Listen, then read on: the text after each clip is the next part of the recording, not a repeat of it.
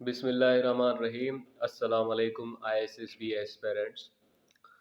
मैंने कुछ माह पहले एक वीडियो के थ्रू अपना आईएसएसबी में साइकोलॉजिस्ट के साथ इंटरव्यू हुआ था, उसका एक्सपीरियंस शेयर किया था एस्पिरेंट्स के साथ। और उस वीडियो में कमेंट सेक्शन में बहुत सारे ऐसे सवालात थे जो इम्पोर्टेंट थे, एस्पिरेंट्स ने मुझसे पूछे थे और मैंने उनका जवाब कमेंट सेक्शन में दिया था।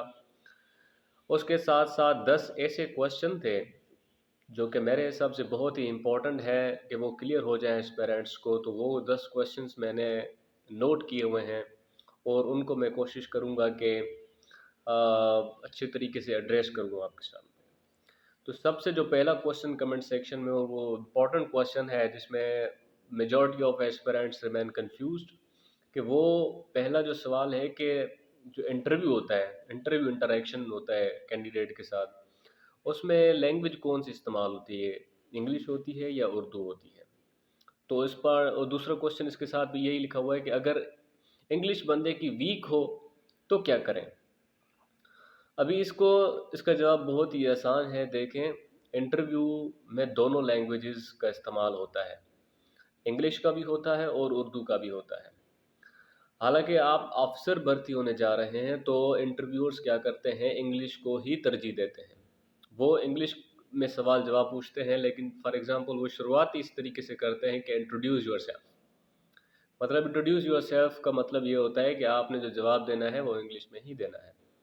अगर आपकी इंग्लिश वीक है तो ये आपको सजेशन है मेरी तरफ से कि आप इंग्लिश क्लासेस लें, इंग्लिश स्पोकन इंग्लिश इम्प्रूव करें। और इसके लिए मैंने भी अलग से भी वीडियो बनाई हुई है कि भाई इंग्लिश लैंग्वेज हम स्पोकन लैंग्वेज जो है वो किस तरीके से इम्प्रूव करें। और उसी वीडियो में अच्छा, उस वीडियो की जो लिंक मैंने अपने डिस्क्रिप्शन में दी हुई है, आप वो वीडियो देख सकते हैं। और उसके साथ साथ कि जब आप अंदर दाखिल होते हैं तो आप बिल्कुल तैयार हों कि आप इंग्लिश को भी इंटरेक्ट कर सकते हैं, इंग्लिश का भी सामना हो सकता है और उर्दू का भी सामना होता है। तो बेहतरीन तरीका ये है कि दोनों की प्रिपरेशन करके ही जाएं आप। और दूसरा सवाल ये था कि जब हमारा इंटरव्यू होता है या फाइनल इंटरव्यू होता है या किसी साइकोलॉजिस्ट के साथ होता है, तो उसमें क्या करंट अफेयर्स जो होते हैं या जनरल नॉलेज पे फोकस करते हैं, वो सवाल पूछते हैं करंट अफेयर्स और जनरल नॉलेज में से, या नहीं पूछते, या इतने ही टफ क्वेश्चंस पूछते हैं कि किसी बंदे को ना आए तो फिर वो क्या करें।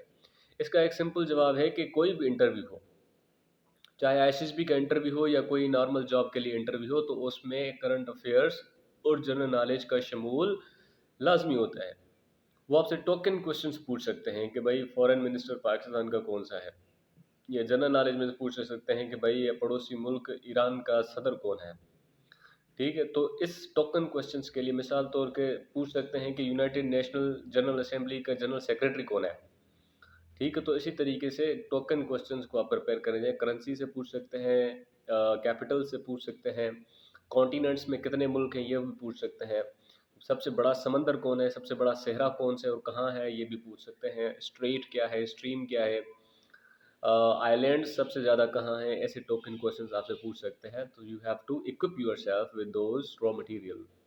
अपने रॉ मटेरियल को अच्छे तरीके से प्रिपेयर करके ही उस इंटरव्यू में दाखिल होना है आपने।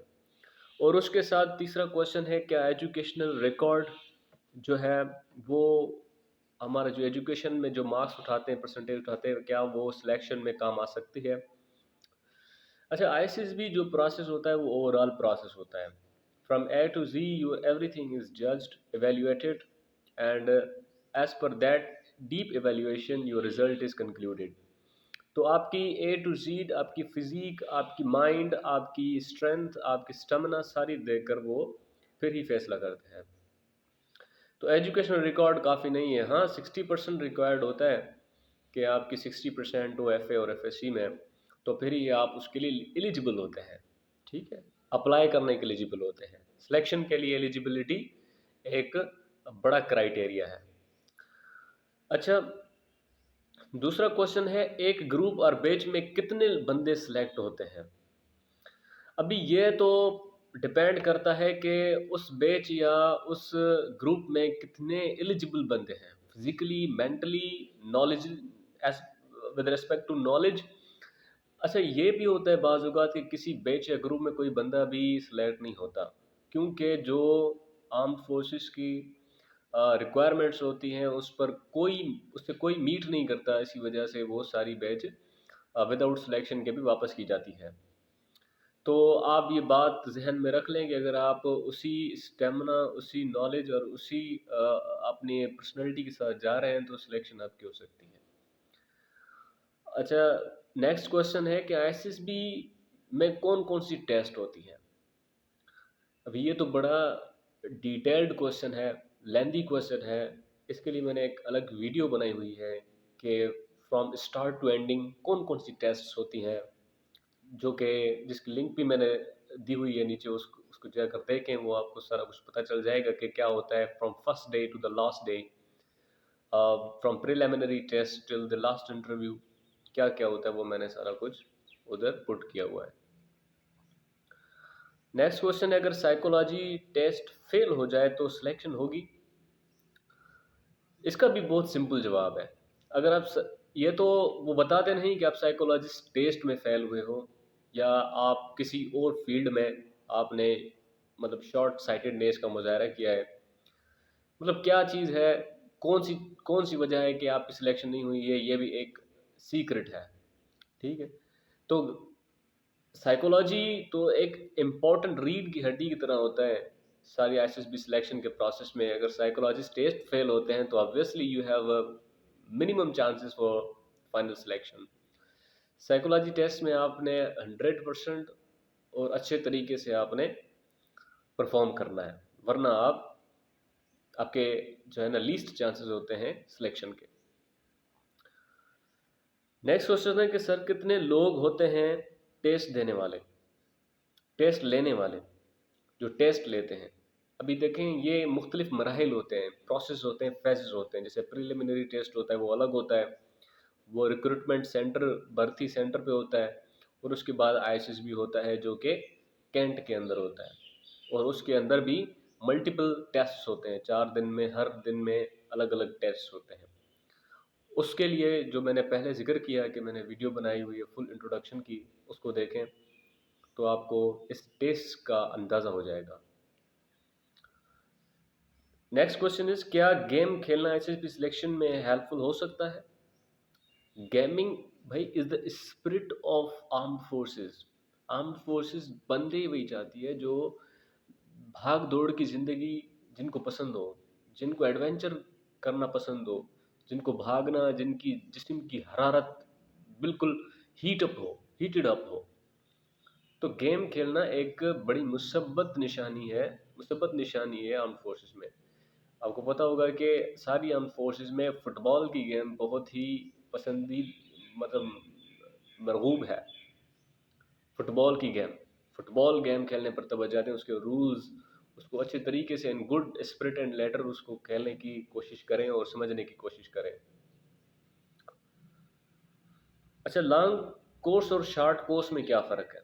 ये भी सवाल है जो कमेंट सेक्शन में मिला था। लॉन्ग कोर्स होता है जो एफए और एफएससी के बाद ही आप एलिजिबल हो जाते हैं, और वो आप प्रिलिमिनरी टेस्ट देकर, आईएसएसबी देकर सिलेक्शन हो जाते हैं, तो 2 साल की आपकी ट्रेनिंग होती है।